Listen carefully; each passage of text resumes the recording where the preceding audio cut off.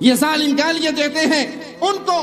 جن کا ایک ایک لمحہ پیارے حبیب محمد رسول اللہ صلی اللہ علیہ وسلم کے ساتھ گزرتا ہے۔ یہ ذاکر ابو بکر صدیق پہچان کرتے ہوئے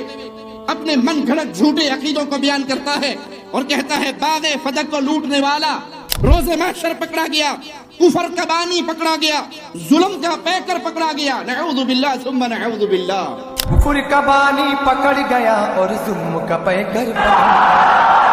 اگر تمہارے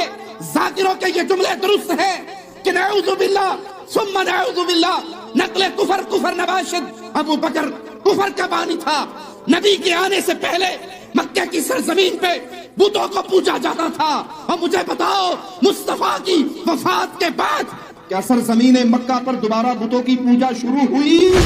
جاؤ، تمہیں قیامت کی دیواروں تک کے لیے ایک ادنا سے سنی کا چیلنج ہے،